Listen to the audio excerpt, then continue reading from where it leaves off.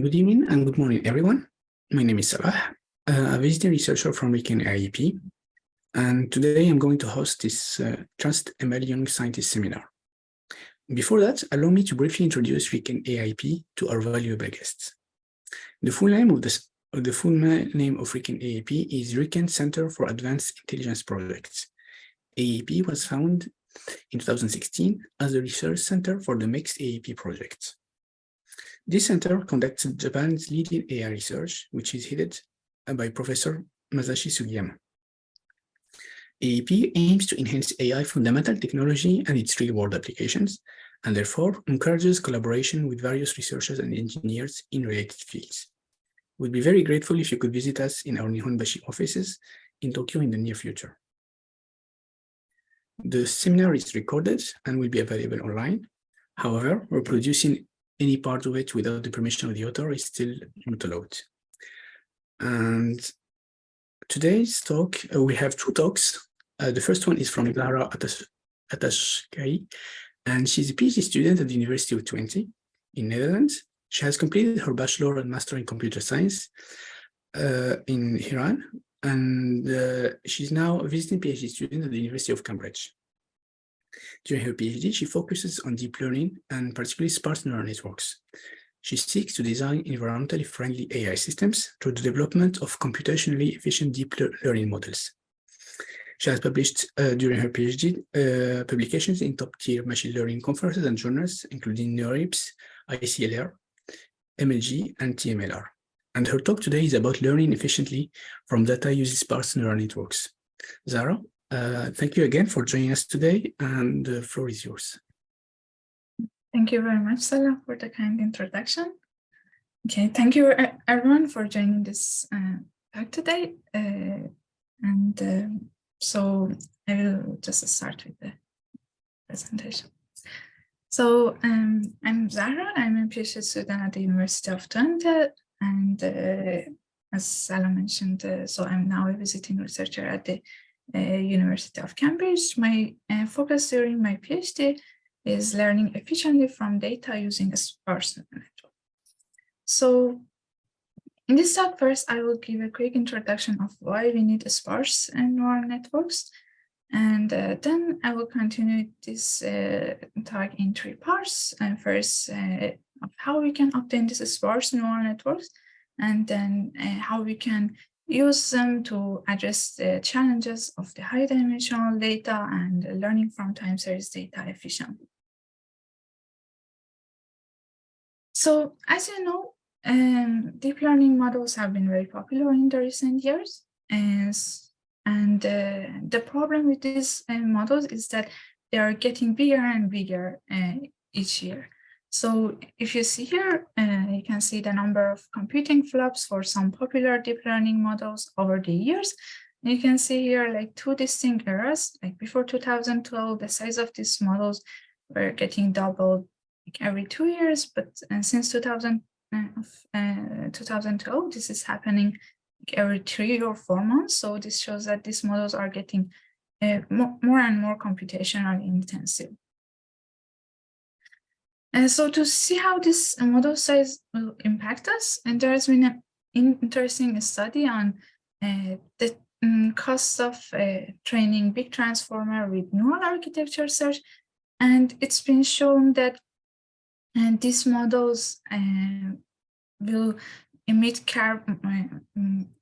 carbons much during the training, much more than a car during its lifetime or a human life for an average of 1 year. And this is very huge. So this shows that these models are very costly to train, both in terms of financially, like the cost of the hardware, the electricity costs, and like the cloud computing time, and also environmentally, like this carbon footprint. This will adversely affect the environment. And so this is in contrast with these ethic guidelines for a trustworthy AI system. So based on these guidelines, there are 7 key requirements for to meet a trustworthy AI system. And one of the most important aspects is the societal and environmental well-being, such that AI systems should benefit all human beings and also all other living beings, and while being sustainable and environmentally friendly. So in particular, the development, deployment, and the process of an AI system should be assessed to ensure that they would function in the most environmentally friendly. And so an important aspect of this is the energy consumption of these models. So we focus on this and we aim to reduce the energy cost of training this deep learning models to meet this criteria for this trustworthy AI system. So we believe that it is critical to develop cost-effective systems, AI systems, and we define this cost-effective artificial neural networks such that they can perform with minimum computational resources and minimum memory requirement. So they have the lowest energy consumption and while maintaining a high predictive power.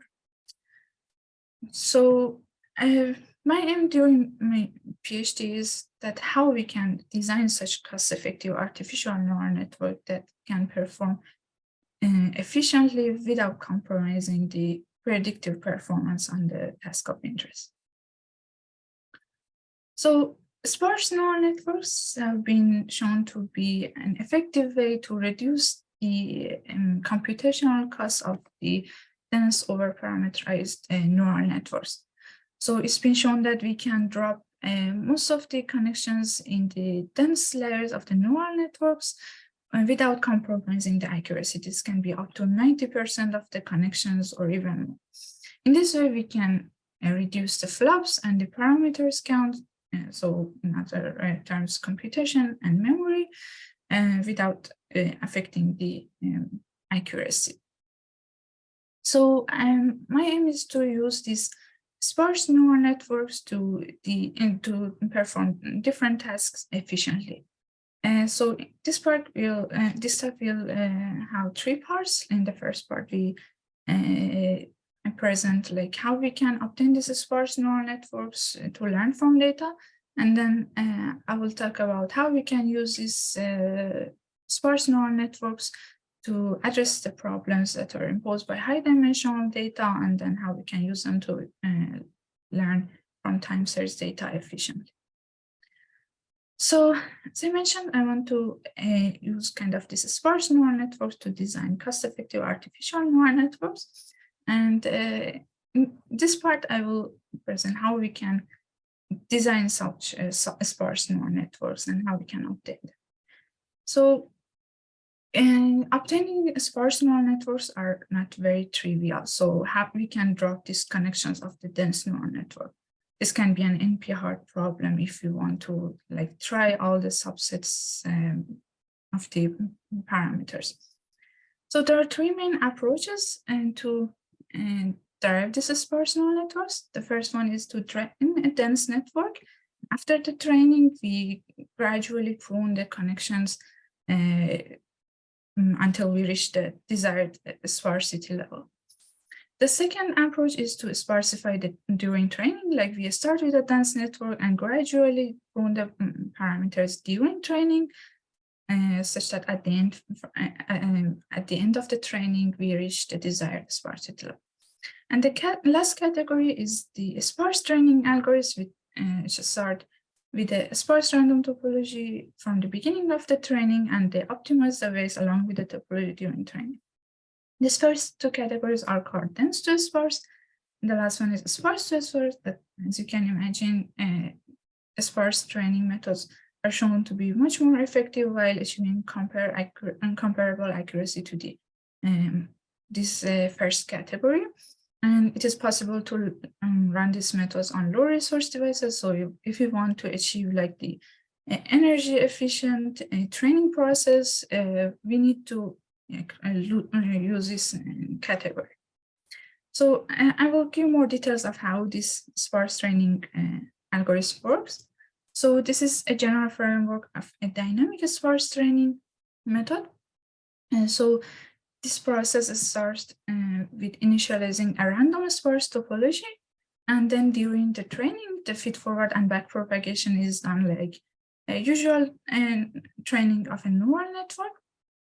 And then after each step of the updating device, we update the topology of the network such that we drop a part of a fraction of the unimportant connections, usually based on the magnitude, but they do not affect the on the training lists that much. And then we grow the same number of connections, maybe randomly or using some heuristic information such as gradient. And we continue this until the network is converged. So it is very interesting that we can train these networks without using any dense matrices, but how we can ensure that all these networks that starts from a completely random topology will converge to a very good network.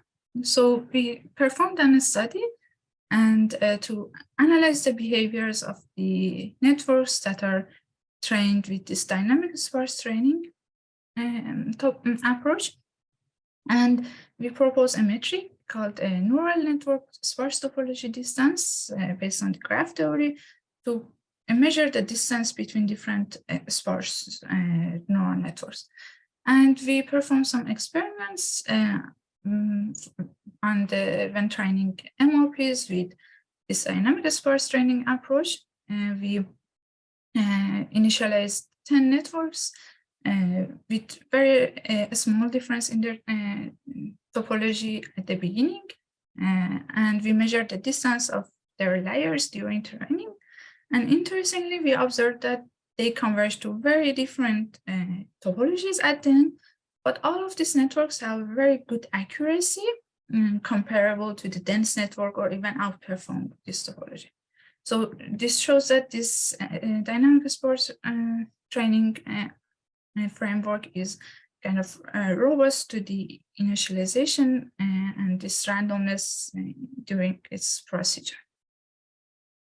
So like any other approach in deep learning, they have their own challenges. Usually the weight removal step is done based on magnitude, and it's shown that it's performing pretty well. But it is very hard to determine the connections to grow among the unexisting connections. A simple approach is to do this randomly, but it might need a long training time to search among this search space of these parameters, especially in large networks. Or it's also possible to use gradient information, but it can be computationally demanding due to computing dense matrices, gradient matrices for all the unexistent connections. And it's shown that it might fail also in very high sparsity regime. So we try to address this by getting inspiration from the evolution of the neurons in the brain and the Hebbian learning theory. So inspired by the Hebbian learning theory that says neurons that fire together, wire together, we try to adapt this to the sparse training and sparse neural networks. And we say that instead of strengthening the neurons in the Hebbian learning theory, we add the connections among the neurons that show similar behavior, like similar activations. We measure this similarity using the cosine similarity of the activation vectors of two neurons. And we adapt this to the sparse training framework, and we call our method C-theory or cosine similarity based on random topology exploration. So it starts with a random topology at the beginning, and it drops the weights based on the magnitude as other sparse training algorithms. However, when adding the new connections, we add the connections with the highest similarity among their most similar neurons. So, but as I don't go much into the details of the method, but as you know, the activations might converge very fast during training. And to avoid stacking in a local optimum, we propose also some randomness in the topology to avoid this minimum. And we compared our method with some state-of-the-art pruning methods on several datasets. So we measured the classification accuracy of various sparse MOP with like less than 1% density. We show that on a very noisy dataset, Madelon, which has like 500 features and only 20 of them are informative, we show that our method can find a good topology very fast, while, for example, the baseline, which is the dense model, is overfitting to noise and cannot find informative features. So this is a binary classification task. So this is kind of completely random classification. And on the other data set, we showed that our method can find like the good topology very fast compared to random topology, which might need a long training time, or the gradient-based method, this ping one, which might not even find a good topology at all. So we actually observed this gap in the performance between our method and the other methods, and particularly in the highest sparsity regime, which most of the sparse training method fail in this regime.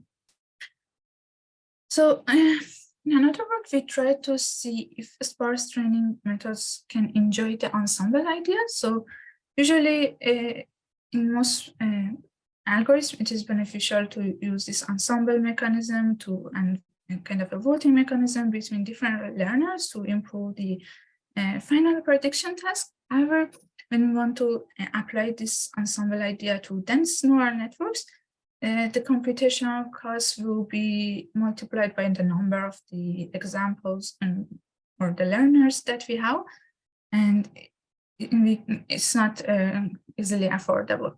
So we wanted to see if we can kind of extract this ensemble learners from the sparse training topology, and from this training procedure of a sparse training, where it kind of continuously changing the topology and searching for a sparse network, we try to extract these ensembles, like we call free tickets. So we start with a random topology at the beginning, and we try to have an exploration phase to explore all the search space. And then at some point, we reduce the learning rate and we try to refine this topology and until it's converged. And we extract the first ticket or the first network. And then we do another exploration and the refinement phase to get the other tickets. And we continue this until we extract the M networks from this single training phase. So without adding any extra cost, like we can combine these networks and apply the ensemble. And very interestingly, we showed that our method, which is called EDSC, so M is the number of the ensemble networks, it can outperform a single dense model while having much fewer training flops on several data sets, like CIFAR 10, CIFAR 100, and ImageNet. And also, it can outperform, in some cases, the dense ensemble, which is pretty huge because it's using much more computation flops. So to further improve the sparse training and the pruning algorithm, we propose also to to see if regenerating the connections in the network will benefit this pruning algorithm. We performed a study that is inspired by the neuroregeneration mechanism in the brain. where new connections and new neurons are grown to improve the damaged part in the nervous system. We apply this to the gradual pruning method, where it starts from a dense network and gradually prunes the connections. And we showed that we can regrow some connections during training to improve the accuracy. And we call this zero cost because we don't add any parameters, we don't increase the number of parameters in the network, and we drop some of the damaged part or connections with the lowest importance, and we add some connections usually based on the gradient instead. So it is called zero cost. And this number of the removed connections and the new connections are equal to each other. So we kind of continue this until the number of weights are decreased and we reach the desired sparsity level. So we call our method GRANT, and we the GRANT algorithm can be applied both to sparse methods and dense to sparse methods. If we start from a sparse topology at the beginning, like if we start here from pretty sparse topology, like 50% sparsity, and we can gradually prune it, it showed that it can outperform the state-of-the-art sparse to sparse methods. And also in the dense to sparse training regime, it can also have very comparable accuracy and outperform, in most cases, the competitors.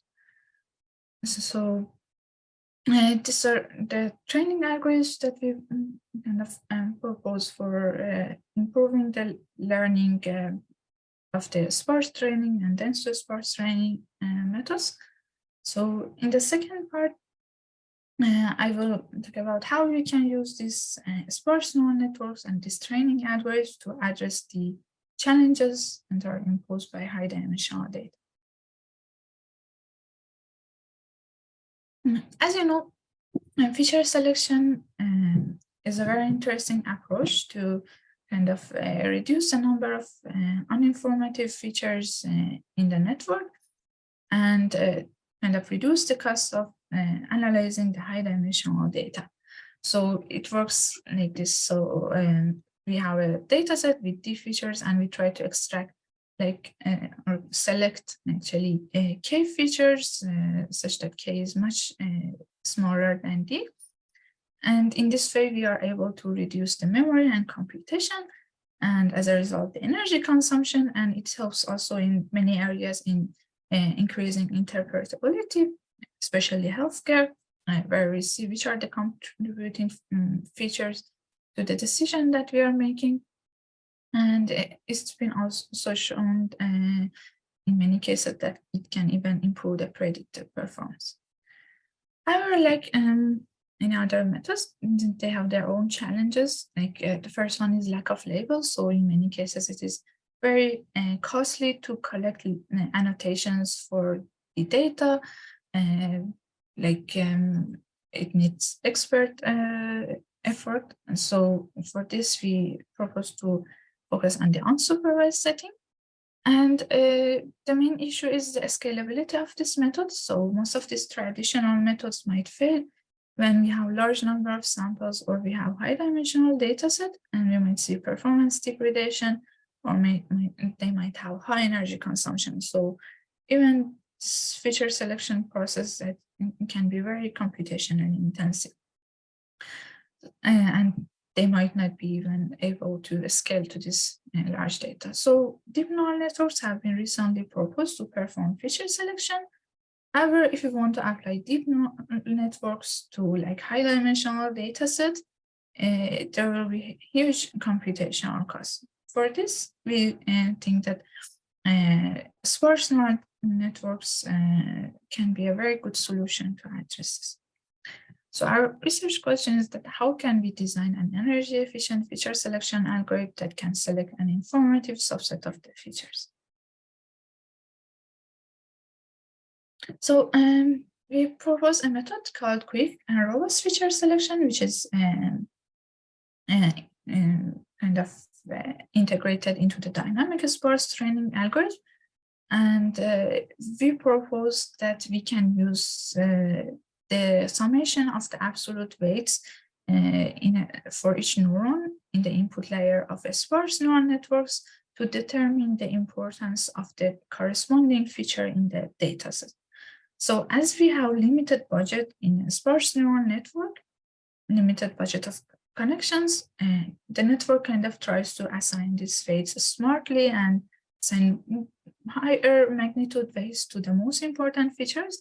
And you can use this information to extract the ranking of the features or the importance of the features. So this algorithm works like this. We start with the sparse random autoencoder network because we want to do this in unsupervised setting, and see that during training, more important features start to receive higher magnitude weights. It's mentioned with like darker and bigger circles.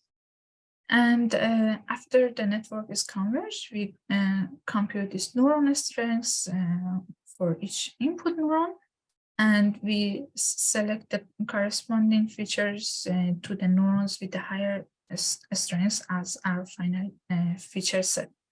So we select with the desired number of features that you would like, and this is a hyperparameter of the method. So to better understand how this method is actually working, we try to visualize the neuron strengths for the input layer of the network when it is training on the MNIST dataset. So as you know, MNIST dataset is a collection of the images of the digits, and more important features appear like in the middle of each image. So we start with a random topology, and so all the weights are initialized to a very small value. So at the beginning of the training, all these neurons have very similar and very small strengths, but we observe that just after a few epochs, most important features start to receive higher number of weights and higher magnitude weights, and this is kind of appearing in the middle of the image, which is consistent with the MNIST dataset that most important pixels appear in the middle of the image. And it is very interesting that quick selection can extract this importance like after a few epochs, like after just 10 epochs of the training, so it is pretty fast. And so as we mentioned, not only the accuracy is important for us, but also the computational cost during training in terms of the memory and the running time is important for us. So we decided to kind of see the trade-off between these metrics, evaluation metrics, and for different methods. So we kind of measure the score for each method in terms of each of the two accuracy-based metrics and to memory and running time-based score. And we compared our method, quick selection, with some autoencoder-based methods, and also some traditional feature selection methods. And also for the baseline, we considered densely connected autoencoder or fully connected network. And interestingly, we observed that fully connected network cannot detect these important features very well, because it kind of have a very large number of parameters, and these neural strengths might not be informative in that setting.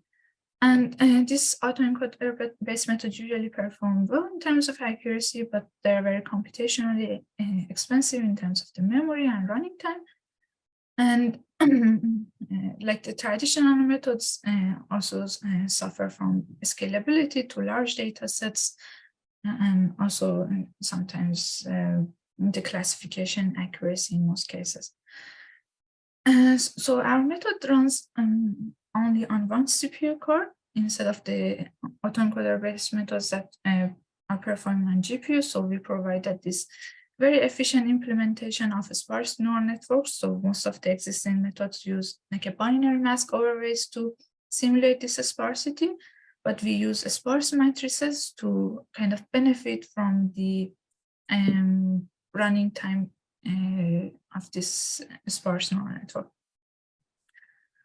Also, more interestingly, we observed that our method is very robust to noise. So on the Madeleine dataset that I previously mentioned, that has like 500 features and only 20 of them are informative, we try to get the importance of the features and remove them continuously from the least to most important and from the most to least important features, and measure the classification accuracy for the feature selection at each epoch and at each after removing each feature. And we observed that as we remove the noisy features, the accuracy starts to increase, and the maximum accuracy appears when only 20 features are left in our feature set. And this shows that our method can kind of determine the hierarchical importance of the features in a very good order.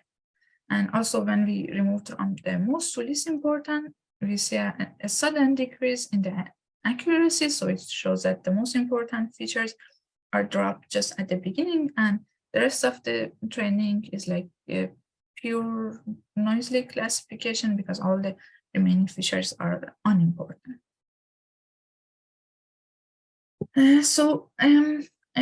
However, while being an effective method, quick selection uses like random topology exploration to update the network. And we wanted to see if we can improve this. So we propose another method called VAST. VAST tries to pay attention to most important features during training.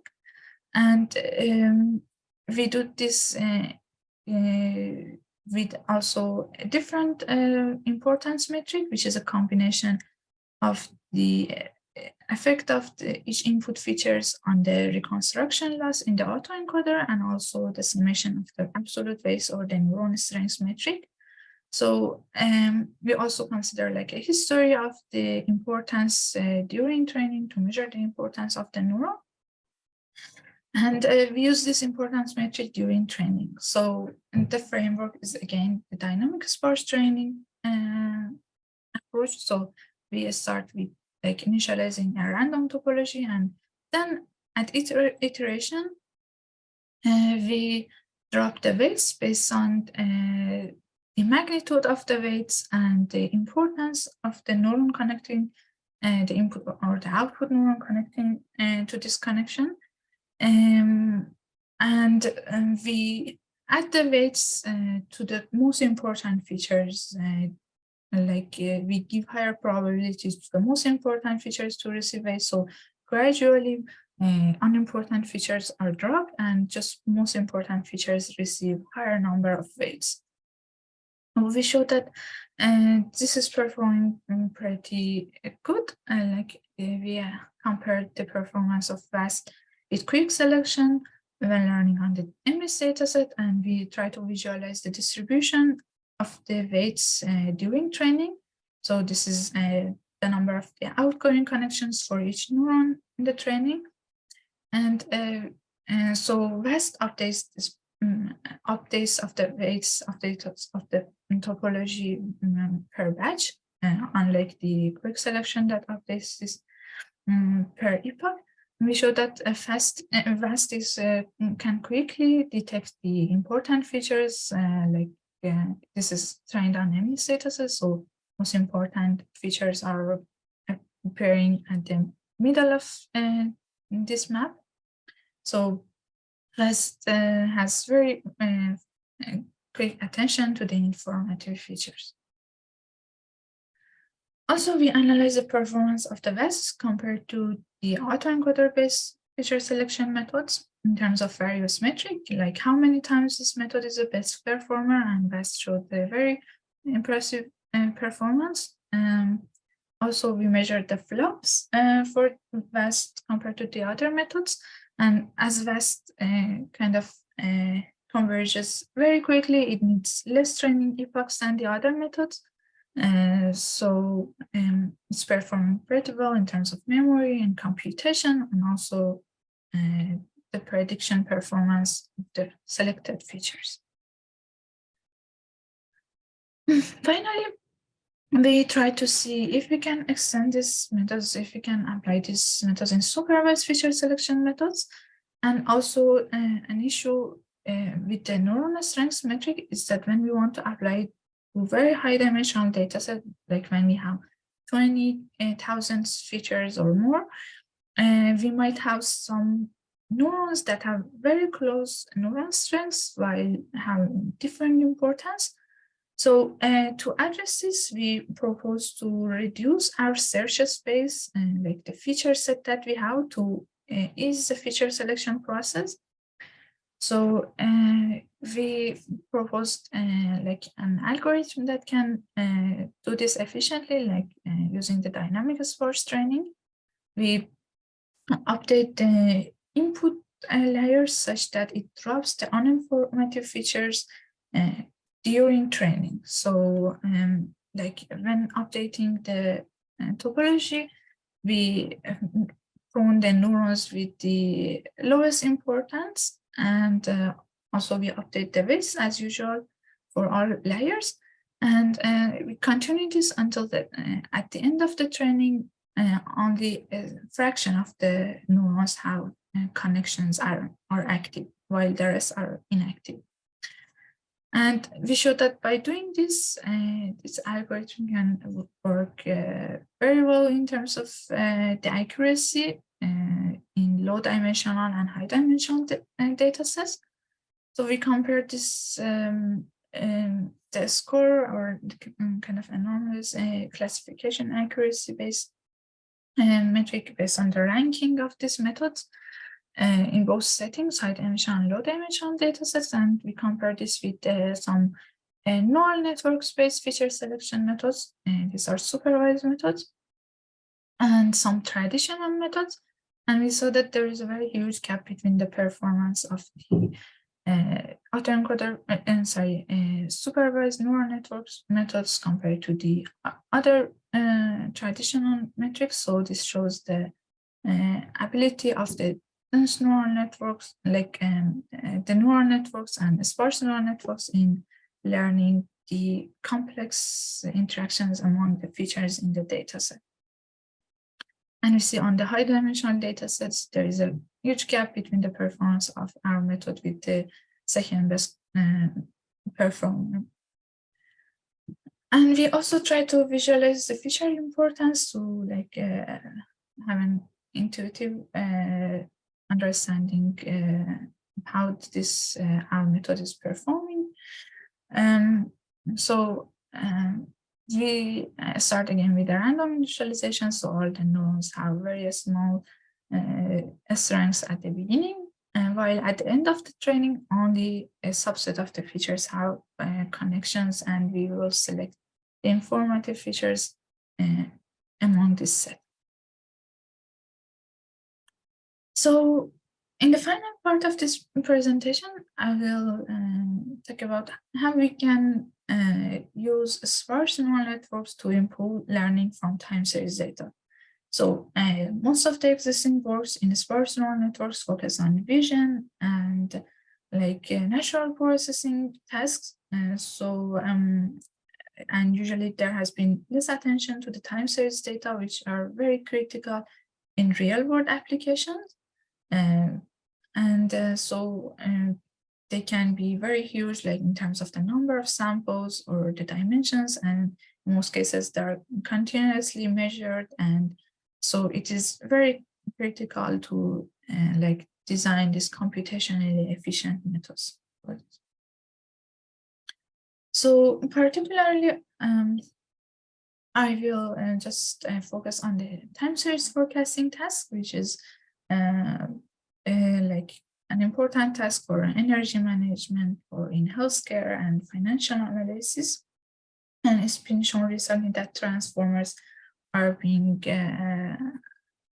performing very well on this kind of tasks, because this attention mechanism in the transformers are kind of pretty good for learning these sequences and also the long sequences. So they've been performing pretty well also in the time series prediction test. So they have this encoder part and the decoder part. And I don't go through the details, but these models, as you know, are pretty huge and they can be very expensive in terms of the number of parameters and the computation.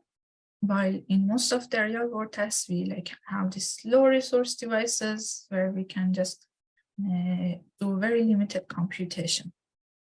So my research question was that can we use sparse neural networks also to address these issues? Are they effective for this time series prediction test?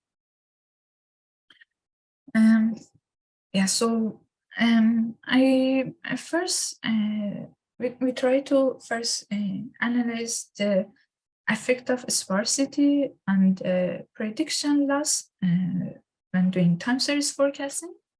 So we did these experiments on several popular benchmarks for time series forecasting tasks. So some of them have very high number of features, some of them have very low, high number of samples. And we measured the performance of several transformers for this time series prediction that are very recently proposed. And so each color shows one of these transformers. And we measured the performance of these forecasting models when applying the earlier proposed method like GRANITE. We apply GRANITE to these methods and measure the performance at different sparsity levels. So the x-axis here shows the sparsity of the network. Like the zero sparsity means that the dense network, the original network, and we gradually we have different sparsity levels until 95% sparsity, which is pretty huge. And we had a very interesting observation, unlike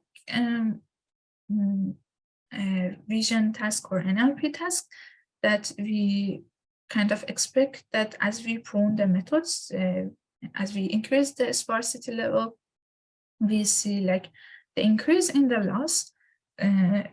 This behavior is not observable and all data sets in the time series test. So while it is, we could see this in electricity, illness, and traffic data set, on the other data set, we saw completely different behavior.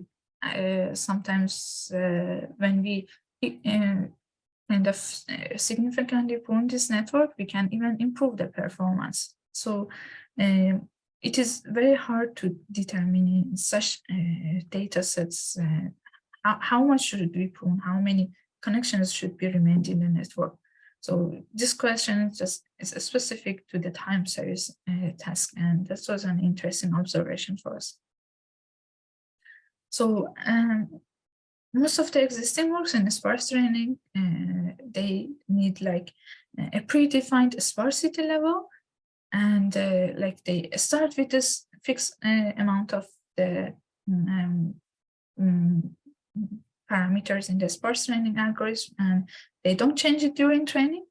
However, we said that this should be also a parameter of the network that it should learn, and the algorithm should kind of do this automatically to see how much capacity should the network have to learn the current data set without having any prior information about it. For this, we proposed pulse pruning with adaptive sparsity level, which starts with the dense network at initialization and gradually prunes it until it converges to the sparse neural network where the sparsity is determined by the network. And to see how we can kind of tune this sparsity level automatically, we propose to decide about the decreasing or the increasing number of parameters based on the loss. So if we see that the validation loss is increasing, we can shrink the network, we can reduce the number of parameters such that we prune more than we grow. So we update the topology at each epoch and we prune the connections higher than the number of the connections that we grow. However, if we saw that the loss is increasing, it shows that the current capacity of the network is not enough for the task, and it needs more number of connections to learn the representation of the data, and we propose to expand the network, so to increase the number of the connections by growing more connections than we prune. And if none of these cases happens, like we put a threshold to like the model be a bit flexible. So if the loss is not changing that much, we propose to be like stable, to prune the same number of the connections as the number of we prune. So this is usually happens just in dynamic sparse training. We have just this policy, but these two parts are novel to these algorithms, and it helps to determine the number of the connections in the network. So we perform many experiments and different transformer models for time series predictions with different prediction lengths. I don't go through the details of these experiments because it would be very boring. So, but overall we observed that we can reduce on average 65% of the parameters count and 63% of the flops on average without compromising the accuracy, like the prediction loss a lot. And so just to see how this sparsity affects the performance of these transformer models for time series prediction, we try to visualize this like on 3 data sets and like the vanilla transformer model. We applied our model to sparsify this model on different sparsity levels. So the pulse itself decides about this sparsity level, but it was something around 90 or more on this weather data sets, and also on the other data set it was more than like 50%. So interestingly, we saw that by reducing the number of the parameters, we can improve the prediction performance in some cases, which was very interesting because we usually expect that when we prune the parameters, we lose some accuracy or prediction performance. But you can see here, so this to have different scales, you can see that here, like the prediction is very far from the ground truth time series data, while when we sparsify the model, it can better adapt this to the time series distribution, and it happens also like in some other data sets. So we we think that this behavior comes from like pruning the unwanted components in the network that leads to overfitting to all the noisy features in the time series data, which is quite common for this type of data set. And by pruning those components, we can improve the generalization of this model. So now to have a conclusion of what we have discussed. So my aim during my PhD is to develop these cost-effective artificial neural networks that can kind of minimize the computational resources and the memory requirement and energy consumption while keeping a high predictive performance. And we propose that we can use sparse neural networks to achieve such cost-effective artificial neural networks, and dynamic sparse training is an appealing way to achieve these sparse neural networks because they were like efficient during training. And we saw that as a criteria of a trustworthy AI model, it is important to minimize energy consumption even during training. And we kind of saw that how we can obtain this sparse neural networks in different settings, like ensemble or other settings in higher sparsity regime, and we saw that how we can use a sparse neural networks to kind of make the feature selection process efficient and scalable. And also we can address the learning, the issues when we are learning from time series data and reduce the computational complexity. If you're interested and if you're joining ICLR 2023, we are organizing a workshop on sparsity in neural networks. So looking forward to see you if you are interested. Thank you very much for your attention. And if you have any questions, feel free to share it. Thank you very much, Zahra. It was very insightful. Thank you.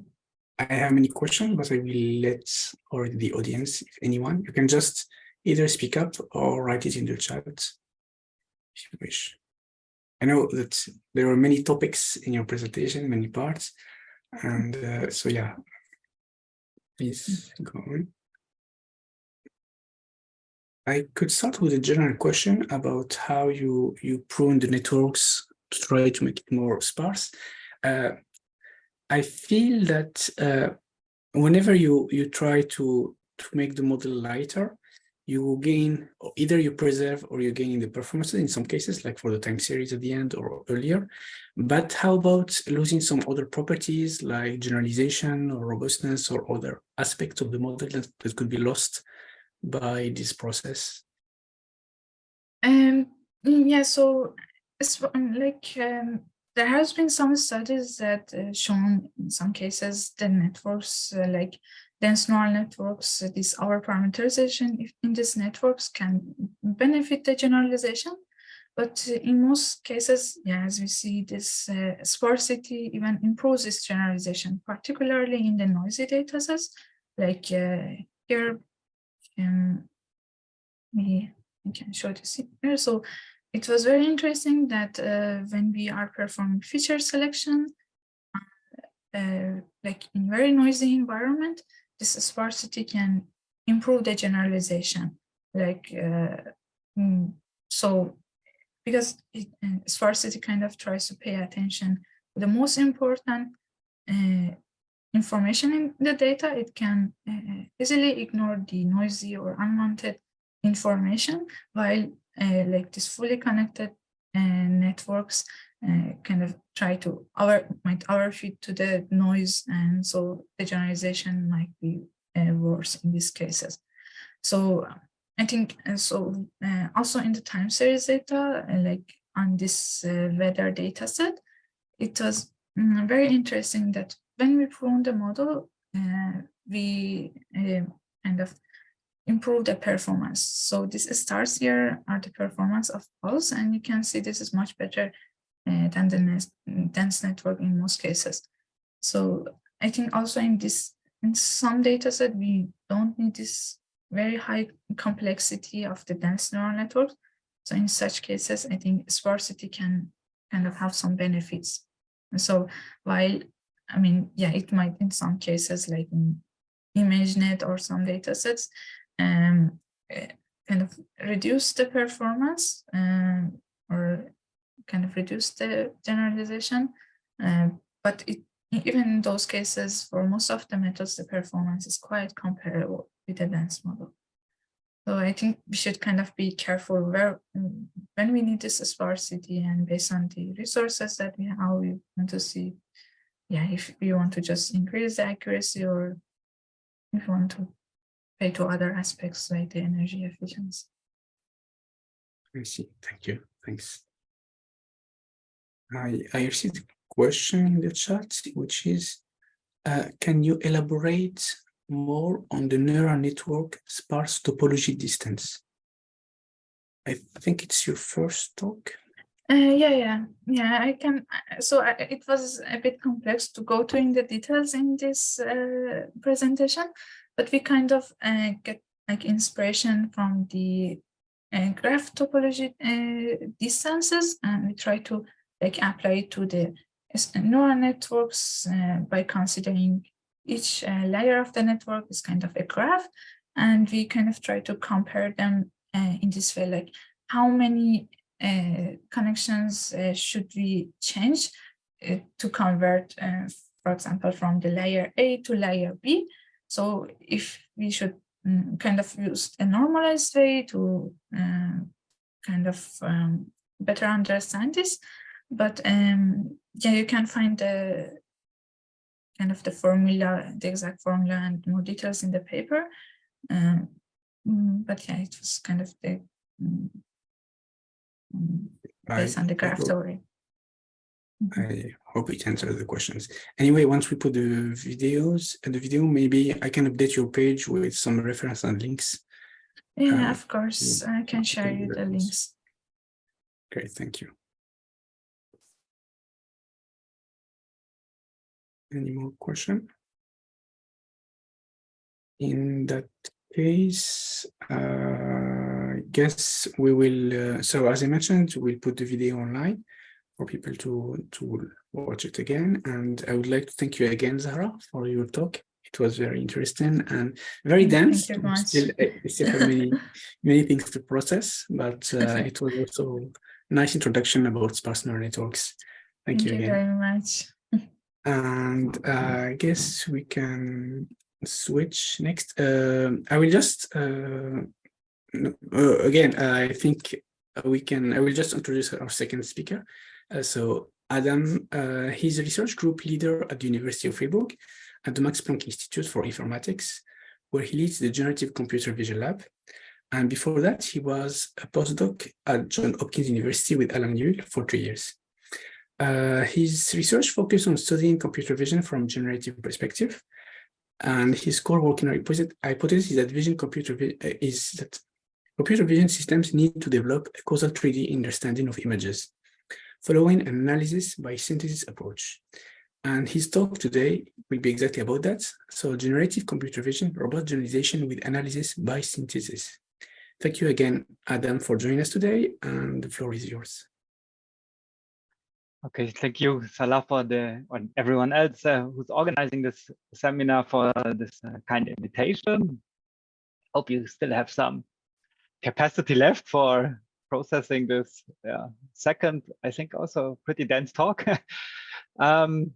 So yeah, thanks for the invite. I'm Adam Kortylewski, and I'm very happy to present you some of the work that we are doing here in my lab. I've very, like yesterday or the day before, I've changed actually the title of this because I think it captures much better what we'll hear about now. Namely, I'm going to present a new approach that we call generative computer vision, generative approach to computer vision.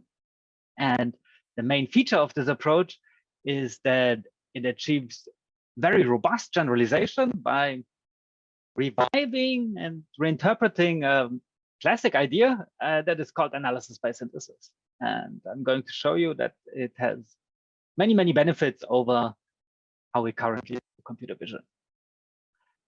Okay, but before getting into the technical details, I'm going to show you like a really remarkable property of our vision system, namely that it's extremely robust. So what I'm going to show you, kind of a short experiment, I'm going to show you images. And if you can recognize what object this is, you could type into the chat what object you see here in this image. Let's see if you can recognize everything that I'm going to show you here. So let's try this. We're going to start easy here. So what's this? Does anyone recognize what this is?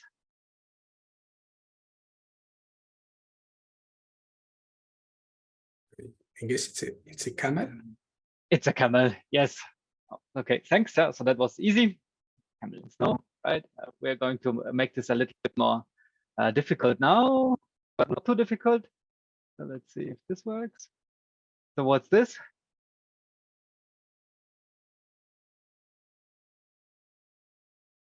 Okay, so well, thanks. Yeah, it's a toy duck. Very good. And last one, the last one is a little bit is really more difficult. So let's see if this works. What's that?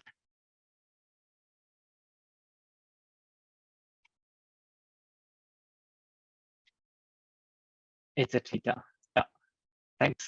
Okay, that was relatively quick. Yeah. Okay. So what does this very short experiment actually tell us? So what I showed you are these three images. And what you've seen is that after some processing, actually, I think in the first two images, it's very processing is very fast, but last image might take a little bit longer. You can actually recognize these objects very easily, although you've never observed them in this kind of state before, right? So they are quite out of distribution. As you can see, like camels in snow are very unusual. I think like most of us have never seen this. This kind of very strong occlusion of a toy duck, probably also no one of us has ever seen. And I also know that ever any one of us has seen a cheetah from the top drinking water in this kind of very perturbed image style. But nevertheless, like when we look at these images, it's relatively easy for us to recognize it, right? So what we can see is that actually human vision is extremely robust in these unseen situations that are actually very far away from data that we have observed so far during training. And that's a property that we also want to achieve in computer vision systems. And a small side note here, but important side note is that an interesting property here is also that once you recognize the object, you recognize many things about the object, like you know its pose, you know where the parts are, you know where the shape of the object is. You can even predict here in this toy duck where the shape of the object would be behind the occluder, what color it would have behind the occluder, right? So these are very challenging tasks that you can easily achieve once you recognize an object, right? So that are really like interesting and fascinating properties of our vision system that we also want to achieve in computer vision. So now let us look briefly at the current state of computer vision. What we all know is that we love deep neural networks a lot because they brought us a lot of fun over the last decade, I think, and a lot of promise and very good results in many applications. For example, by now, actually, we achieve more than 90% top one accuracy on ImageNet. Like 10 years ago, I think this was very difficult to achieve. We were very far away. Semantic segmentation, our benchmarks say we are 90% over.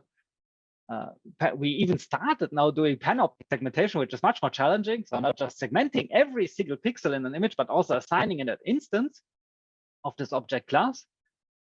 We can do human pose estimation down to 7 centimeters in absolute error from a single monocular image. That's for sure superhuman performance. And by now we are even starting to ask really challenging questions about images, right? So like, for example, what people do is they feed this image to a neural network and then they ask it, what is the material used to make the vessels in this picture? And it's like a really high level image reasoning task, right? You need to understand what is a vessel? Where are these vessels in the picture? How can I disentangle the material and the illumination properties to then finally come up with the correct answer, which would here be copper? Right? So really high level vision tasks. And all of this progress over the last decade is really because deep neural network advances in deep learning, right? So, and it seems we are getting there. Basically, vision is like very close to being solved. So that's what we also observe from our benchmark. But so there is a big but. Deep networks really have fundamental limitations, and there is research also that studies these limitations a lot. So what they can do, as we've seen, is they can do real visual recognition at very large scale, like ImageNet scale, thousands of object classes. So we feed an input and they predict whatever task we ask them to do. Class, pose, segmentation, you name it. So that's fantastic. But even like 5 years ago, more than 5 years ago by now, people already started recognizing that there are some limitations in these deep networks. Namely, for example, they are not robust to changes in the 3D pose of an object. So what this means is that you feed a known object to the neural network that has a slightly different pose than that was observed in the training time, and suddenly they start failing. Or another limitation is that there is also a lack of robustness to changes in other components that are not 3D pose, such as, for example, when objects are observed in a strange context or with an unusual texture in difficult weather condition, or what I've studied a lot when I was a postdoc, the occlusion.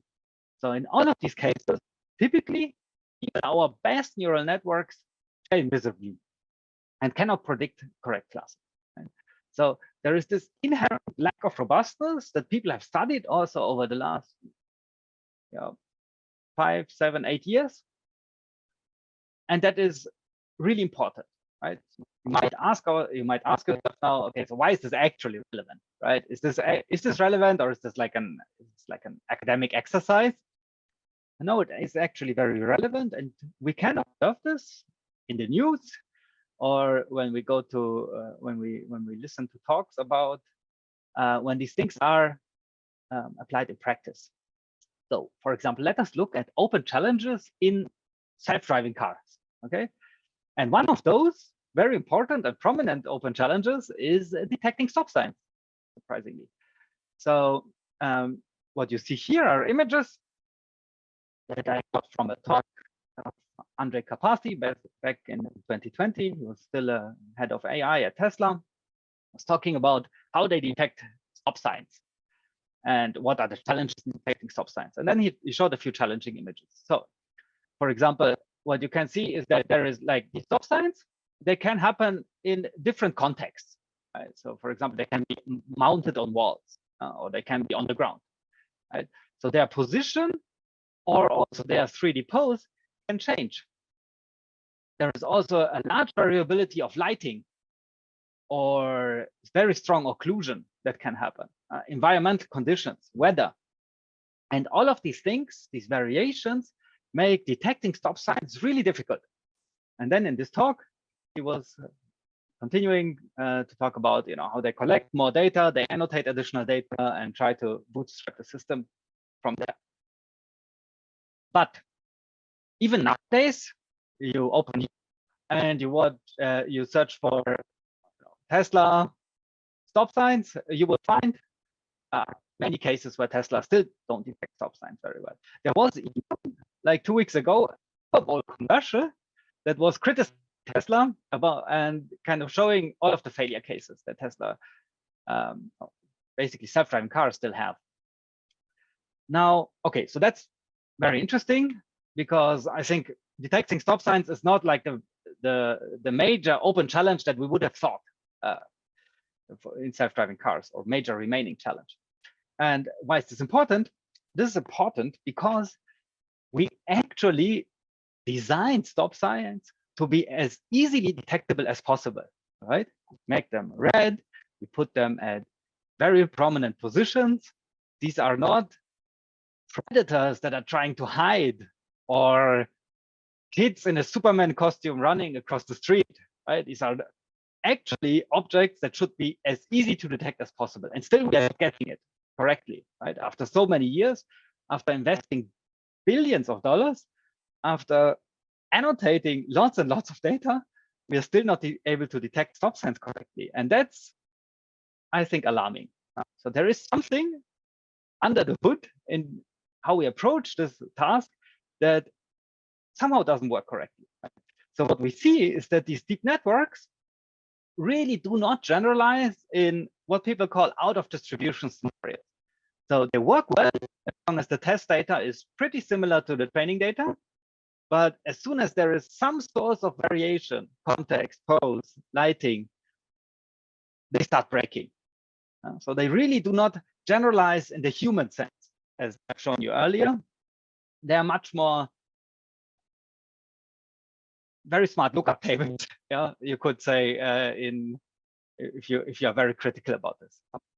So this leaves us with it. So that's an important problem. This has been recognized when you read opinion papers of Turing Award winners or other very prominent deep learning figures. They will bring this up.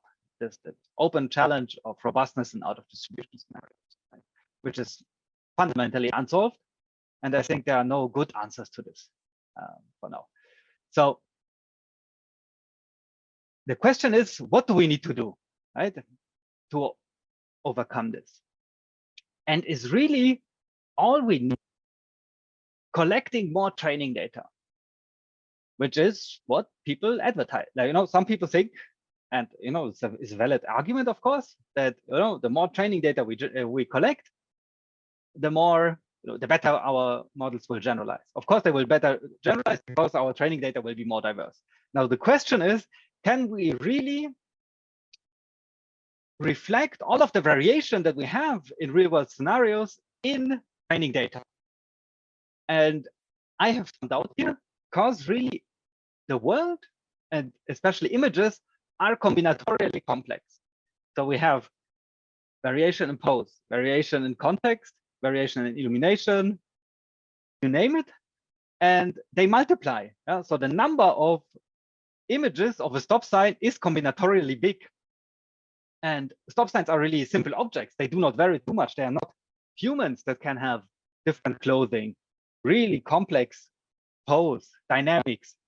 So I very much doubt that this is the correct approach to computer vision, and that this will really solve.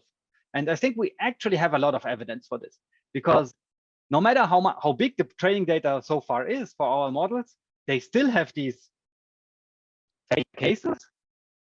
Despite being trained on millions of stop sign images, we still have self-driving cars that cannot. And again, these are very simple objects. So yeah, I don't believe, in my opinion, we have enough evidence to see that this is not the only solution. More training data is good, but very likely this won't be the only solution to get us to robust computer vision. So back to the question, what do we need to do? And that's what I'm going to talk about. I think we need to do at least two things, and that's what we are working on with my group right now. So one is, we actually need a new approach to computer vision that takes inspiration from this analysis approach. I'm going to explain shortly. Second, really a kind of generative approach to computer vision. And then the second thing is that we need to fix another core issue, which is that our benchmarks in vision tell us, oh, we are close to being solved, right? We are 90, 95%, 98% solved. Whereas when we take these models from the lab into the wild, they break immediately, right? So there is this, we need really advanced benchmarks that measure robustness in a much more systematic manner. And that's what we do in my lab currently. And I think if we could solve these two things, it would be an important step forward in resolving this issue. Okay, so I'm going to talk about generative computer vision now and how we could approach this from a novel perspective. So there is this idea of computer vision as analysis by synthesis process. This is actually a decades-old idea, dating, I think, back to Grenander, Mumford being a very prominent figure, and then Alan Yuille as well, kind of approaching this problem from the perspective of a generative process. So how does this work? So the intuition is the following. What we know is that images, 2D images, they are essentially a projection of the 3D world. Right? We have a 3D world, 3D objects, they interact with each other in 3D, but then they project onto our retina, onto a 2D image. So that's what people also call graphics, in computer science. And then the idea was that actually vision is the inverse process. So you start from the 2D image, and then you try to explain and reconstruct the 3D world through the 2D image. And to vision systems that try to analyze and understand images by synthesizing them. So that's analysis by synthesis. You try to understand an image by actually generating it with your internal model. And this was advocated, I think it was pretty popular in the early 20s, in the early 2000s. So the core ingredients are, you need a generative model of your object. So imagine we want to model and recognize buses. You have a model, typically computer graphics model at that time that has like a 3D structure, so 3D shape, you have a texture, you have an illumination model, you use your favorite computer graphics rendering as we do in computer games nowadays a lot. And then you generate images of buses by varying these parameters. So by varying the texture, the pose, or the illumination. Now, vision, this model could then be applied to vision conceptually or intuitively by taking a test image, taking the 3D generated bus, rendering the bus in some initial pose, and then comparing the rendered image with the test image. This would give you a reconstruction loss, and you would then try to update the model parameters of your generative model to minimize this reconstruction loss. So to make the rendered image as similar as possible to the test image. That's the general idea. And this would then, intuitively, or in this illustration here, look like this. Right? So you kind of try to gradiently optimize this reconstruction loss until you end up with the final result. Right? And then, like the core advantages, when you think about it, over standard deep networks, would be really that this approach is 3D aware and compositional. So we've studied that actually 3D pose and compositionality are issues for deep networks, but in these models, we have really an explicit representation of the structure. So variations in 3D pose are not a core problem. And these are also compositional. So an image is composed of a background, of an object. The object is composed of shape and texture. And so these factors, they are explicit in this model, which makes them inherently robust to variations in these, or at least much easier to make robust to changes. There are several works actually, mostly in the area of face reconstruction, that show that these models are really robust to, for example, occlusion or unseen poses, and they generalize very well. And it was basically done for faces mostly because learning these generative models for faces was actually possible even in the early 2000s. And then what these models can actually also do, which is very interesting, and deep networks are not really good at, is multitasking. Because once you have optimized this reconstruction loss, you know actually where is the object, what is the 3D pose, what is its texture, its shape, right? So you can do many vision tasks at once. That's a core advantage also over deep networks. So that's fantastic, and kind of motivated me back then to investigate this approach a little bit further. But there is also an important question which you might ask yourself right now, namely, why is this analysis, if it's so good, why is this analysis by synthesis process not used in computer vision at all right now, right? So, I mean, when we do ImageNet, we do deep networks and not analysis by synthesis. So what's the issue here? And there are, I think, two issues. So one is that it's really hard to learn this generative model. For faces, it was possible because faces are relatively simple objects, but for buses, airplanes, it's really difficult to learn a realistic model of these objects. And then the second issue is that even if you have a realistic model of the object, this inverse rendering process, so optimizing this reconstruction loss with respect to the parameters of your model, is also inherently difficult. So there is lots of local optima. No one really knows how to get. And that's actually, I think, what kind of stopped research or prevented research in this direction. Now, learning these models is difficult. Inverting these models or optimizing these models also very difficult. But I think nowadays we have new tools at our hands.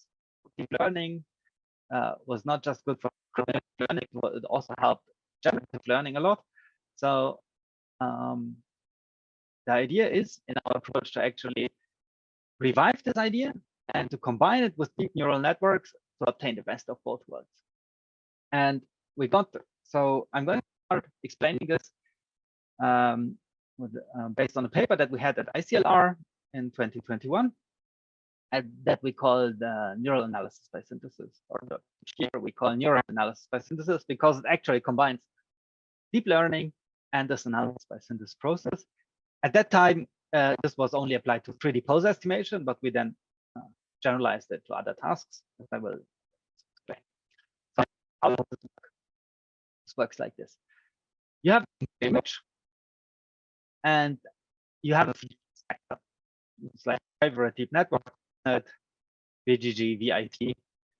This will give you a feature representation of this input image, right? So it preserves the 2D structure. It's kind of a lower resolution 2D image in a feature space. Right? So per pixel here, you have a feature vector. Then we use the graphic model. So similar as in this original analysis by synthesis idea, we have a very coarse here 3D CAD model of a bus. And at each vertex, we have a feature vector. And then we can do standard computer graphics, as we have in games, to render a feature map of this object in a certain pose. So changing these feature vectors to RGB values will give you an image here, right? So this is really standard computer graphics. And then we do the comparison on the feature level. We compute a reconstruction loss, we obtain the parameters here, and we optimize those in a loop to kind of try to render this 3D neural object into a feature map such that those observed features and the rendered features become as similar as possible. And after this optimization, what you would get is like a pose estimate that we visualize here with the original CAD model that is, in the best case, very accurate. Right? So we do this inverse rendering process on the level of neural network features. And the core question is, okay, how do we learn these? How do we learn these feature vectors? And in order to derive I'm not going to derive the loss functions, but I'm going to give you like an intuition of how this works, and then a few more details on the training process. So you can actually formulate this process within a probabilistic generative model of neural network features. So what we have is an object category, and this object, class Y, is represented as a mesh M, which has 3D vertices, a number of them, M. And at each vertex, we have one feature vector. So we call this neural texture. So at each vertex, we have a feature vector, channel dimension, you name it, 512 typically. And using this, we can actually formulate a generative model of the observed feature map F belonging to the class Y. So this is really a Bayesian generative model here. Likelihood is defined as follows. So there are two terms. One, the foreground. And the foreground is really the part where the 3D object projects onto the image. Because I mean, you can imagine when you project a 3D object into an image, there will be like some part that is not covered, which is background context, and some part that is actually covered by your 3D model. So we have a likelihood that works on the part that is covered by the 3D model, and we have a likelihood that works on the background. Right? So this likelihood is actually pretty simple. And when you assume Gaussian distributions for these likelihoods, what you would get, massage this a little bit, the negative log likelihood will essentially reduce to the following thing. So again, we have these two terms. One term that works on the foreground essentially computes the square distance between the observed feature, Fi, at pixel I, and your feature vector in your neural texture. So imagine you project the 3D mesh into the image, you observe where your vertex projects to, and there you actually compute just the L2 error between your projected feature and your observed feature. And in the background, it reduces to a squared loss between the background model. B is essentially just a feature vector, a mean feature vector that describes the activations of features in the background. Could be more complex, but actually sufficient to have it as simple as this. So essentially, this means that this function here is a Gaussian. This is a Gaussian distribution with a single mode, a single mean, and a unit covariance matrix. So we define this probabilistic model like this, and this then, when you massage it a little bit more, gives rise to a few losses that help us train this model. And the intuition behind this training process, I'm not going to show the equations here, but the intuition behind this training process is like this. So we have the training images, we feed them to a feature extractor. This is shared between all the images to obtain the feature maps. And then we do contrastive learning between those features in these feature maps. And the process works like this. So we have those input images. And then we want to optimize three losses. The first tells us that features of the same point should be very similar to each other. So features that are, for example, on the front tire, they should become similar. The second term tells us that features of different points should be different from each other. So, imagine we have this other point here at the top left corner of the back of the bus. These features, they should be different from the tire features, right? So we introduce the second contrastive loss. And then this third contrastive loss would be that tells us that the features on the bus should be different from the features of the background. Right? So very simple. So we sample background features, we evaluate these losses, and then we use all of these three losses to actually train the feature extractor. And after training the feature extractor, you can estimate the neural texture, so the feature maps, basically the feature vectors per vertex, using maximum likelihood estimation. So you essentially compute the mean over the training data. So that's easy then.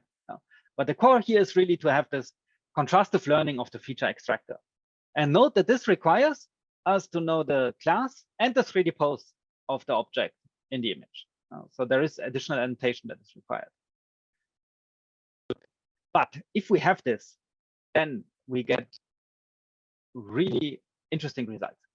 So what you see here is an input image.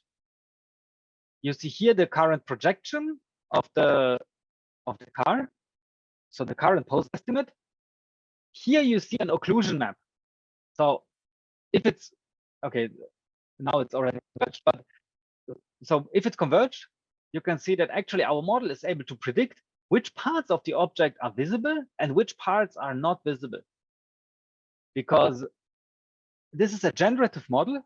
It generates cars on a feature map. And what we can do is then to observe the reconstruction error at different pixels. And if the reconstruction error is actually very high, this is an indicator of this part being occluded, right?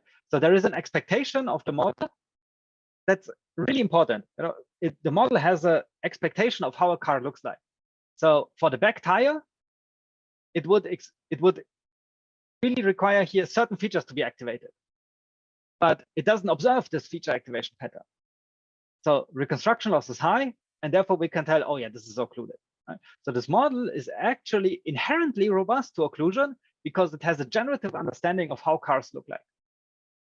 And here you see another really fantastic property of this type of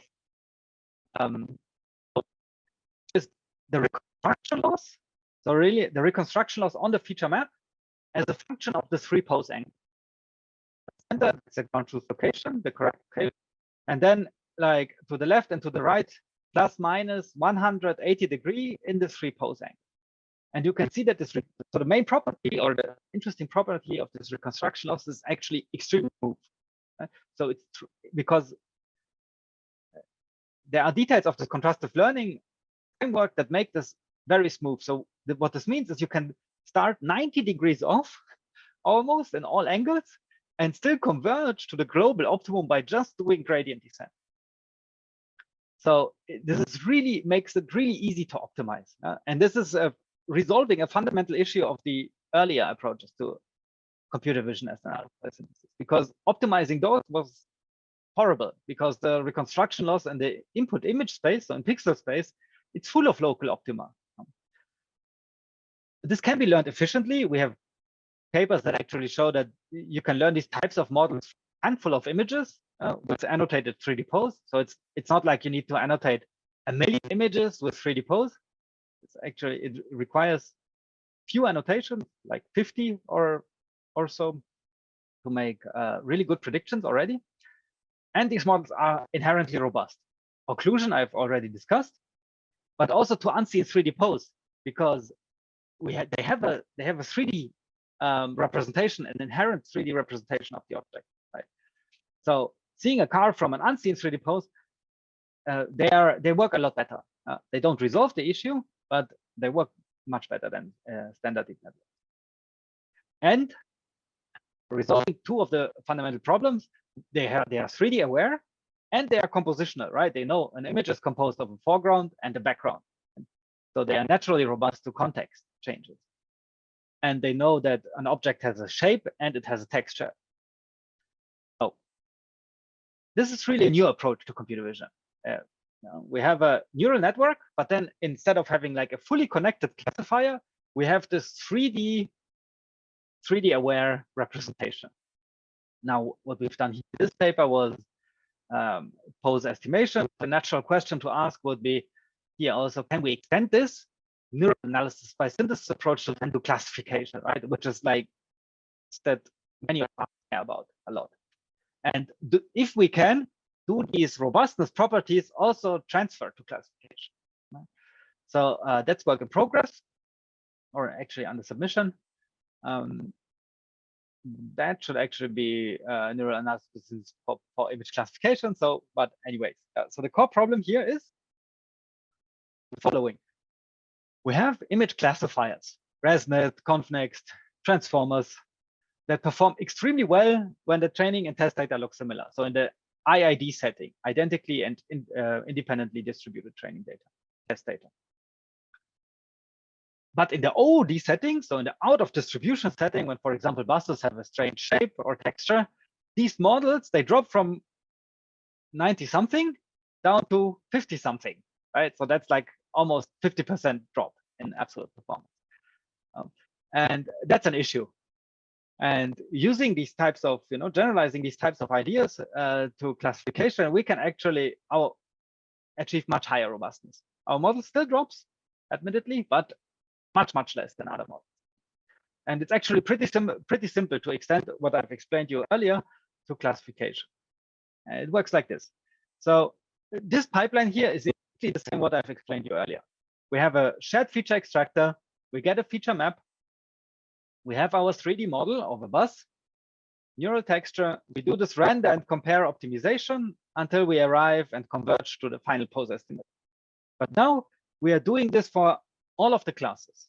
So we have another model for, let's say, cars, 3D shape, texture, render and compare. We get a final pose estimate. We have this for more classes, bicycles, motorbikes. So we do this analysis by synthesis process for all of them. And in the end, to do classification, we just compare the reconstruction losses. And the idea is, or the intuition is, the model that can best reconstruct an image then predicts the object class, right? Which is very intuitive. Now, as here as well, what needs to be learned are these neural textures and the feature extractor. And we can do it in a similar way as I've explained earlier. We just need one more loss, which actually makes the textures discriminative. So what we want is that textures, the neural features of a bus, become different from the neural features of a car or of an airplane, right? So there will be this additional contrastive loss. The rest is pretty much very similar. And if you ask yourself, if we really need to do this render and compare process then for 1,000 classes, we don't. There are ways to speed this up. Formulating this as a model-based autoencoder. We're not going to talk about this. So in the end, we pay a price that is our inference time is not like 1,000, like it's kind of 5 times longer than a standard neural network by now, but it's negligible, I think, for most applications. And we have not tuned this, of course. This can be tuned a lot. But what is important is actually the results here. What we typically do is we evaluate computer vision systems on average performance in IID data, right? So we have training data, and then we have this IID test data, and we get 90 something, right? Always, and we are happy, and then we go. But actually, we don't care about this IID test data. What we really care about is how do these models generalize in out of distribution settings. So we have training data, and then what we did here in this project is we collected a lot of out of distribution data. So we had the student Bing Chen going through internet images and collecting out of distribution images for shape, pose, texture, occlusion, weather, and context for a number of classes. These are I think 10 classes. That's an ECCV oral paper, oral presentation last year. So he manually collected these classes, these out of distribution data for, let's say, 10 classes, and observed significant performance drops, right? So training on this data and then testing in these out of distribution scenarios that are very realistic, right? So imagine like a self-driving car driving through the streets and then seeing this kind of car, right? Or like seeing an accident and seeing this kind of car. These are very realistic scenarios, and we need our vision systems to generalize these scenarios. Right? But what we observe is that they, in many cases, don't. Right? So let's see what the results are for the model that I've just introduced. Right? So we are doing image classification here. The baseline is a ResNet. So our backbone, the feature extractor, is a ResNet 50, and you can think of our model essentially being a ResNet 50, where you get rid of the fully connected classifier and add a 3D aware head. Basically, this render and compare head. So on the IID data, it achieves 99% performance. On occluded data with different levels of occlusion, so 20, 40, 60% of the object being occluded, the performance drops a lot. And then on this ODCV data set that I've just explained, the performance on average basically drops to 50%, right? So it drops from 99 to 51. And no matter what other architecture you evaluate, you will find that on the IID cases, they work very well. On occlusion, they don't work very well, so they drop a lot. And on the OD cases, they mostly perform similarly as ResNet, slightly better. SwinT actually, because of certain data augmentation techniques that were used, performs even better, but still drops a lot, like 35% compared to the IID performance. And our model, as you can see, performs similarly in the IID case, so 99 something, right? But in terms of occlusion, it generalizes a lot better. Not solving the problem, but really generalizing a lot better. And in terms of out of distribution generalization, it drops by 25%. Right? And this is using exactly the same training, exactly the same training data, exactly the same annotation. What is important here also to note is that the way we train our model is actually not trained with data augmentation. In this case, there is a simple reason for this, but we are fixing this. So we assume actually our model would perform a lot better using the sophisticated type of data augmentation that we use in other deep networks. So, and what is interesting is our pose estimation performance is even competitive to really pose estimation models that were explicitly designed for pose. So you can use standard classifiers for pose estimation, so feed-forward regression, but there are other models, as the one that I've explained to you in the first part of this talk, that is really designed for 3D pose estimation and to be robust to pose estimation. Here we get like pretty similar performance to the original 3D pose estimation method, while also being able to do classification, right? Really robustly. So we can see the classification. So these kind of robustness properties, they transfer to classification. And we observe robust pose estimation and robust classification. So that's fantastic. That's really the sweet spot that we want to be in. Okay. So that's the end of the model type of presentation. I see I'm a little over time, but I'm still going to present you a little bit of work that or a glimpse into how we do advanced benchmarking. Right? The first part is really about this new approach, this generative approach to computer vision, really replacing the fully connected regression heads with a 3D aware render and compare method. And now I'm going to talk a little bit more about advanced benchmarks. So I've showed you this benchmark already that we did for ECCV last year. It took actually a while to collect these images. So the student for many hours, actually many students for many hours collected these images, annotated them. And the question that we asked ourselves was, can we automate this out of distribution data generation process? Can we find these out of distribution images automatically? And what we all know is that there was a lot of progress in generative models in computer vision. So we know we have these graphics type models, but then we also have GANs.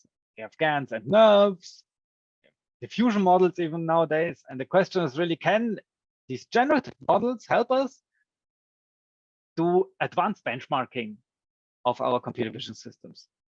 And the answer is yes. And I'm going to briefly show you two examples. So one example that was actually a few years back at ECCV 20, where we wanted to benchmark robustness to partial occlusion. But instead of finding partially occluded images on the internet, we wanted to do this automatically. So what we designed is a generative model, so that generates images with patches. These patches, they have a position and a texture, and they are fed to a deep network. We look at the classification output, and then we have a reinforcement learning agent that tries to position this patch and to optimize the texture of this patch such that the classification fails. Right? So this is kind of like an adversarial attack, but instead of doing these perturbations that are not so relevant in real world applications, we really try to do some like occlusion or like visible, realistic, not too realistic, but trying to benchmark more realistic scenarios.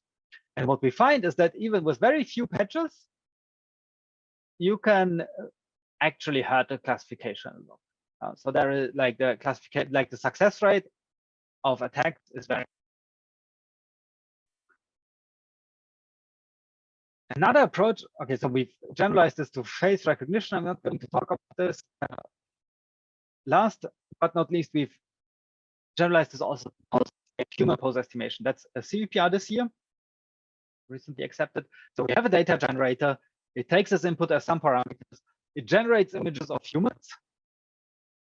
And you can control pose texture, background using the parameters of this generator. We feed it to a black box model, observe the pose output, and then we optimize the parameters here such that the model makes a mistake in the prediction.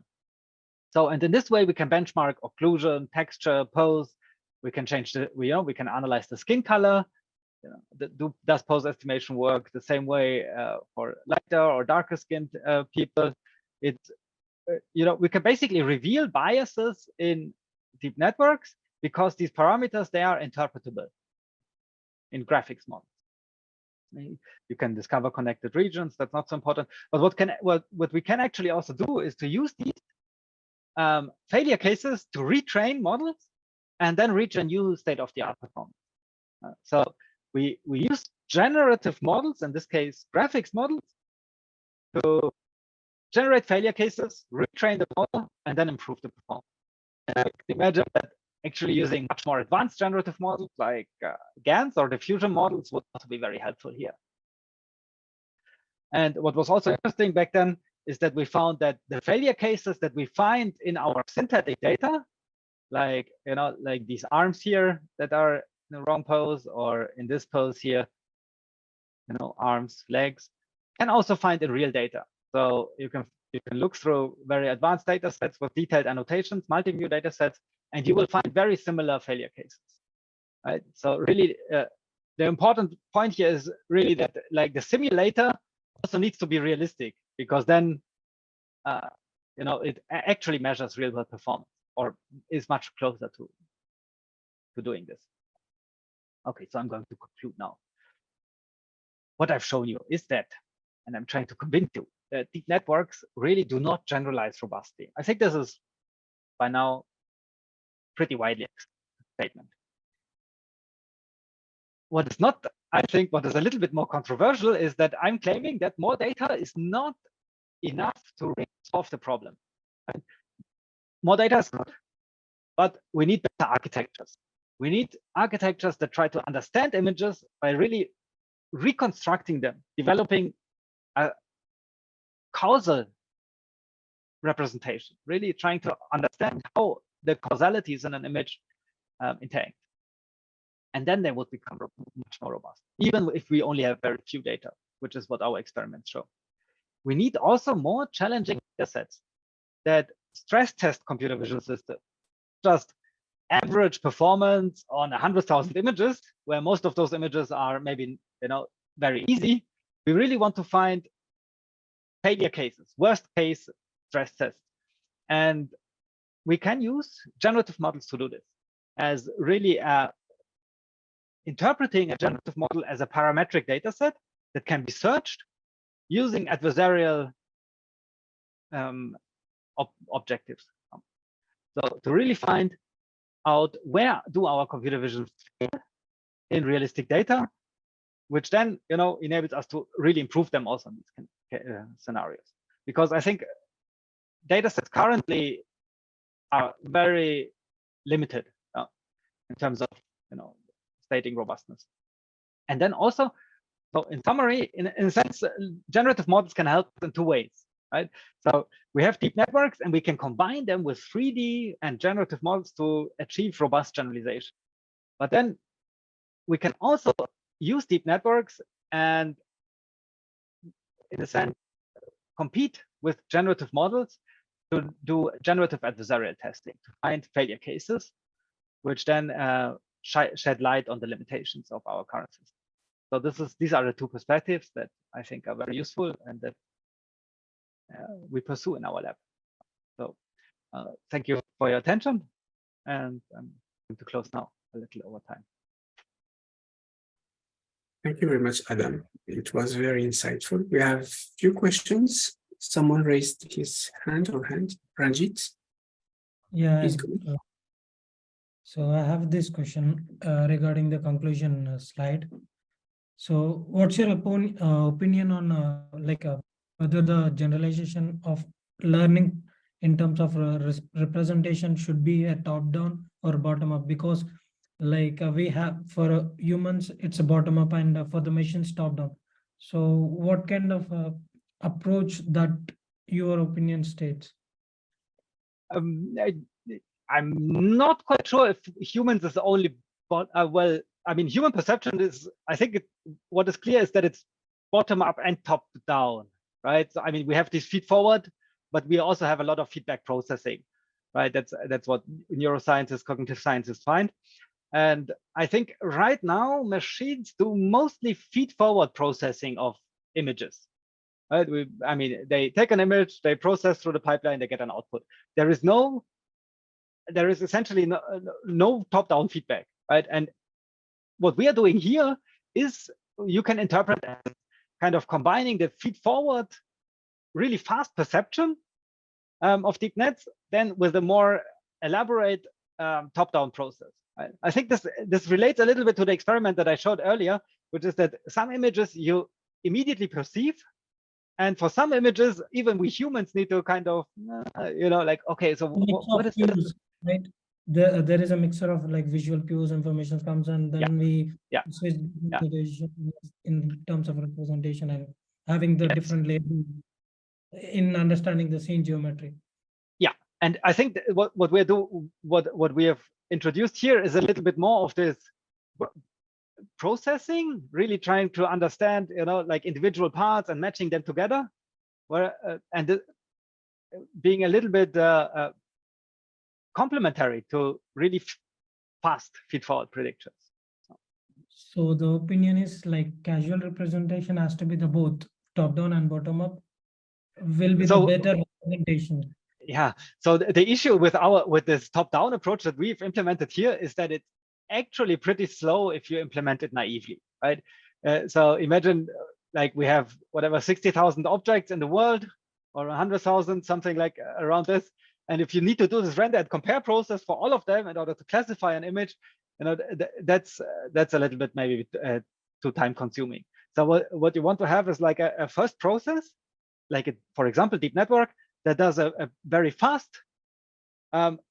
prediction and kind of sorts out most of the hypotheses and leaves you with maybe a handful that you can then verify using this more elaborate top-down process. I agree. So, and one is like a planoptic function, no Snavely. He has this same approach, like you are mentioning the pose, shape, texture in some of the slide. I don't remember the slide number.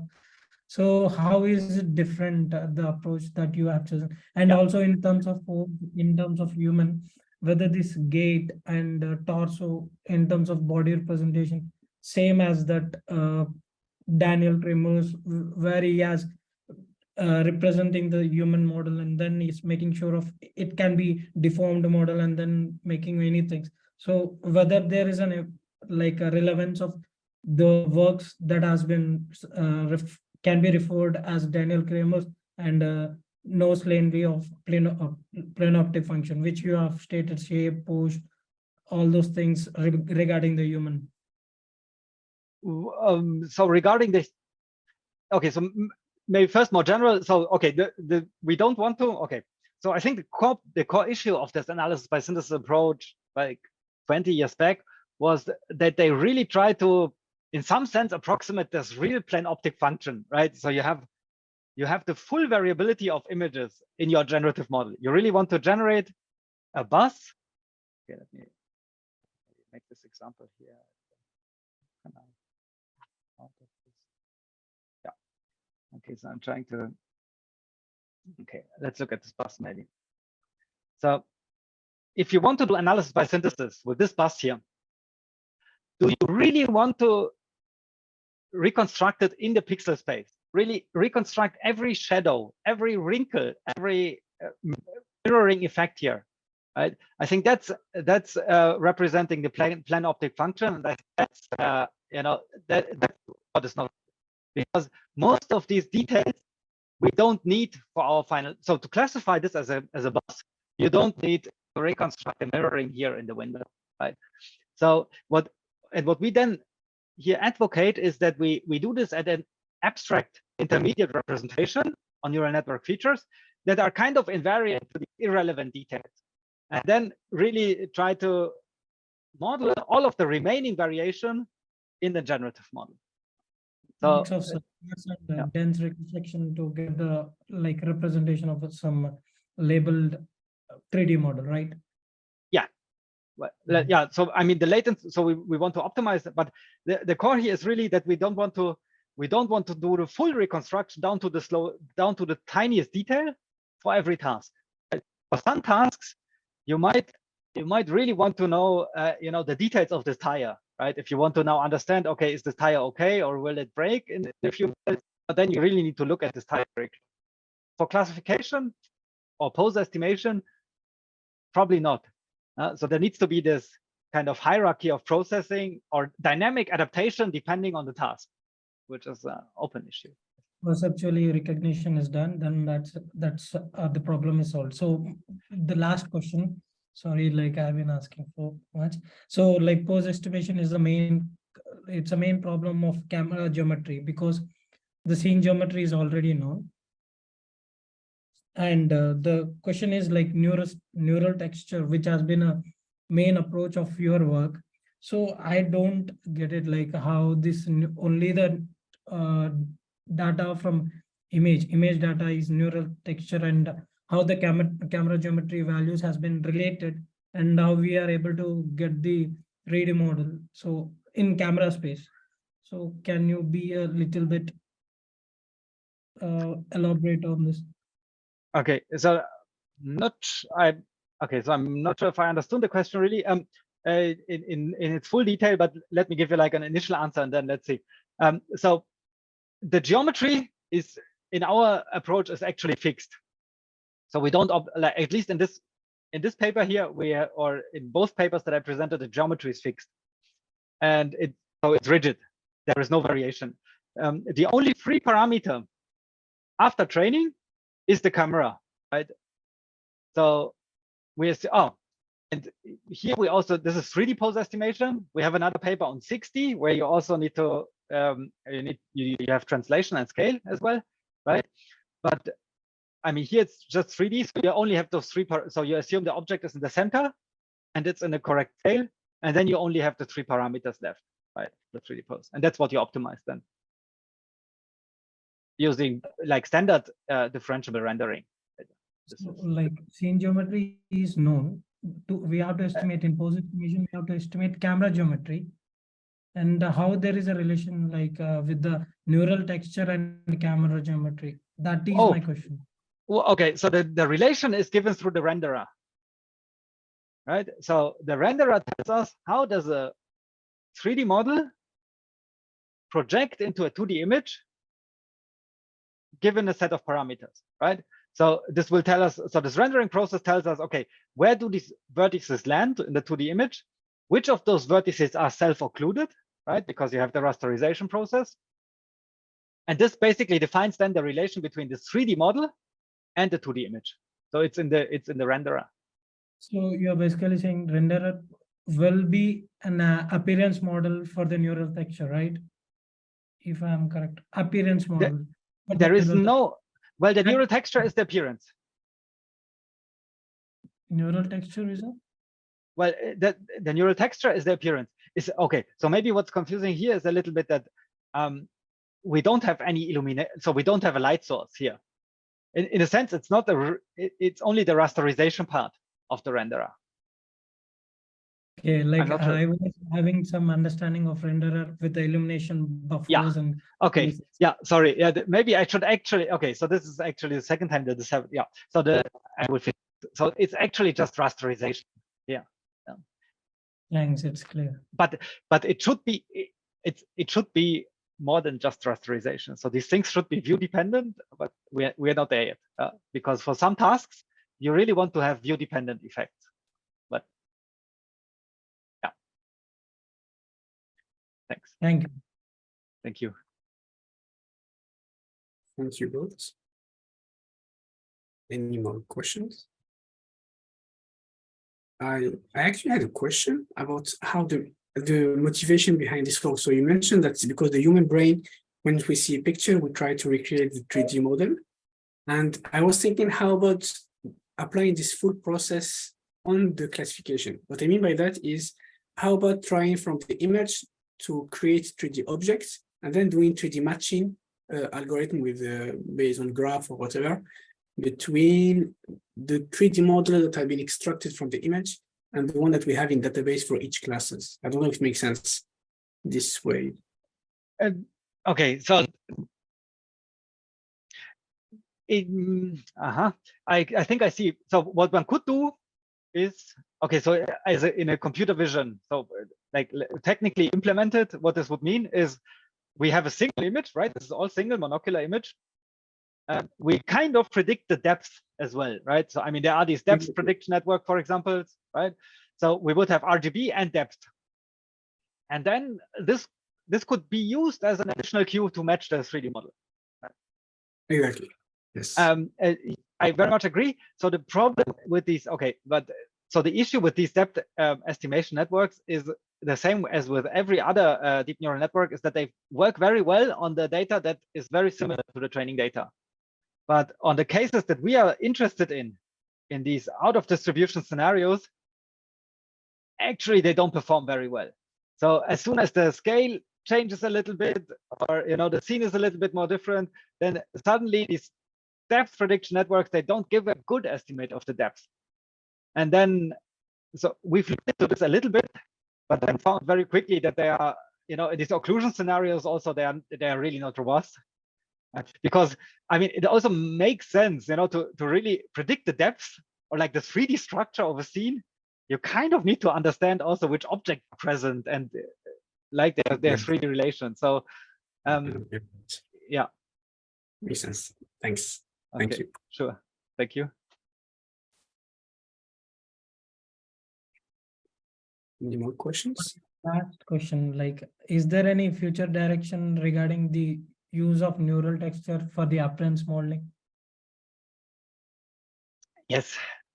So what you could do is you could not just render a feature map, but go from this feature map also down to an image. Very important future research direction. Why is this relevant? This would, for example, be relevant. Okay, let me pull up. For tasks like segmentation, right? When you really want to have a detailed outline and a detailed prediction of the shape, you need to have a much more detailed representation of the object. And maybe then it makes sense to go down to the image, but only after you know which class, which pose it has. So you do it like an abstract processing of the image on a higher level, like you determine the classes, their rough 3D relationships, and then after you have a class and a pose estimate, then you can actually start refining the geometry. And this is kind of like a cost-fine approach, right? Well-posed estimation, like well-posed problem, seeing as. It's really much less difficult. Like the way or the reason tools can do classifications so robustly is actually because they can estimate the pose also very well. And once you know the pose of a car, it's much more easier. Like once you know the pose of an object, it's also easier to predict the class. And then it would also be easier to predict the shape, right?